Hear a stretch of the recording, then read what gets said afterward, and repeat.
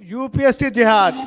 सुरेश चौहान जो सुदर्शन न्यूज वाले थे, उन्होंने लंबा सीरियल दिया था इसके ऊपर, उन्होंने केस भी डाला था, लेकिन उनको रोक दिया गया, उनको थ्रेट दी गई बहुत ज़्यादा। ये यूपीएससी जिहाद जो उर्दू का चला आ रहा है, ये कहते हैं मोदी सरकार से पहले का था, लेकिन मोदी सरकार ने इसको हटाया क्यों नहीं? ये हमारे ऊपर साक्षात सरकारी जिहाद है।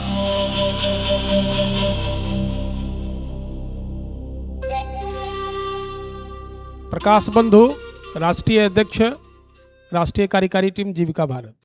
अभी सभी वक्ताओं का मैंने सुना है, मेरे मन में एक जिज्ञासा है और दर्द भी है। आप सबको मालूम होगा कि आईएएस में उर्दू भाषा को लिया गया है और व्यवहार में देखते हैं तो पूरे भारत में कहीं प्रशासनिक व्यवस्था में उर्दू की आवश्यकता है नहीं। अब चूंकि उर्दू का जो परीक्षा देगा तो मुसलमान देगा, उसके परीक्षा का कॉपी के जांच भी करेगा तो मुसलमान ही करेगा। तो इसके कारण देश के आंतरिक सुरक्षा का जो खतरा है, और ये खतरा हम सब अनुभव कर रहे हैं कि 1990 में जब कश्मीर में वहाँ कश्मीरी पंडितों को भगाया जा रहा था, काटा जा रहा था, मारा जा रहा था, पीटा जा रहा था, तो उस समय कश्मीर में प्रशासनिक व्यवस्था था, लेकिन किनके हाथों में था? वहाँ मैक्सिमम मुसलमानों के हाथों में था और सारे कश्मीरी बेघर हो गए।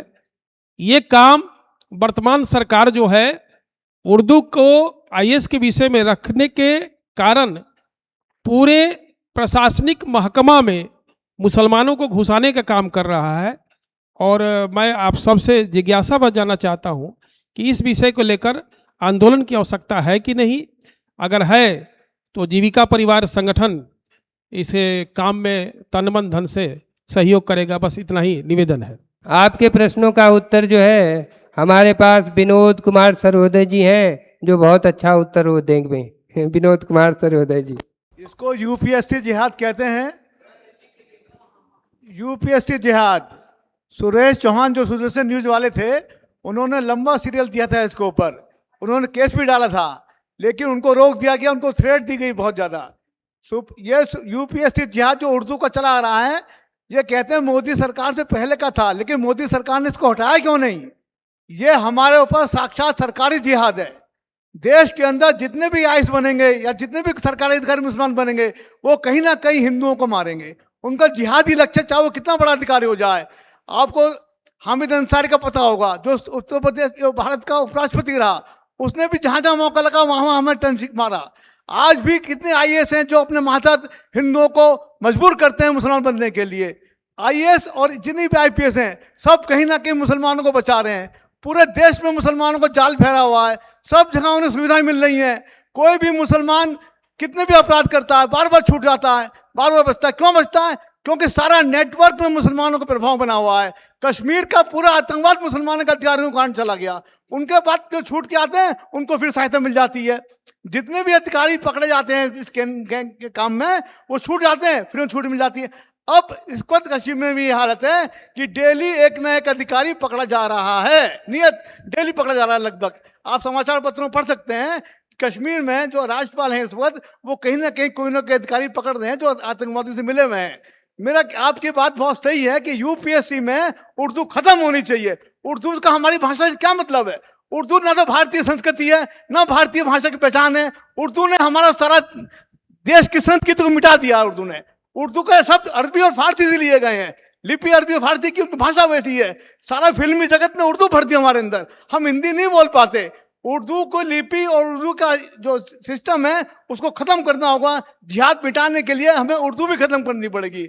ये यूपीएससी में जो उर्दू है, इसकी भाषा तुरंत हटानी चाहिए। सरकार से बार बार प्रार्थना की जाती है, लेकिन सरकार सत्ता की लोभी है। सत्ता के लालच में राष्ट्रहित भूल चुकी है। बहुत सी बातें बाद में होंगी, लेकिन ये यूपीएससी की बात जो आपने उठाई है, बहुत अच्छी उठाई है। इस पर आंदोलन होना चाहिए और सबको एकजुट करना चाहिए। और आचार्य जी का जो धन्यवाद है, जो ऐसी चेतना मंच बना के चेतना जगा रहे हैं लोगों में। ये लोगों में जागरूकता जितनी बढ़ेगी, जितना तेजस्वी हम लोग हिंदू समाज में उठेगा, सरकार उस दबाव में आएगी। हमें ये राष्ट्रीय स्तर पर इस तरह की बातें उठानी चाहिए और जगह जगह गोष्ठियां करनी चाहिए इस तरह की। बहुत धन्यवाद। देखिए, सर ने बहुत अच्छी बात कह दी। थोड़ा सा मैं जोड़ देता हूं कि यूपीएससी में उर्दू है, क्योंकि आपके भारत में संवैधानिक भाषाओं में से एक भाषा है। आपके भारतीय संविधान में संस्कृत भी है और यूपीएससी में संस्कृत भाषा भी ऑप्शनल है।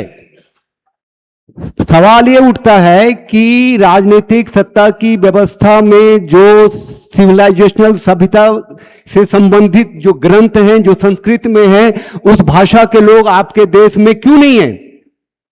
गुरुकुल नहीं है तो गाय गंगा और गुरुकुल की राजनीति तो है नहीं देश में। तो उर्दू तो संवैधानिक अधिकार है, वो लेगा, वो आईएएस बनेगा, कौन रोकेगा उसे? 2.5% आईएएस आईपीएस होते थे यूपीएससी में 2014 से पहले तक।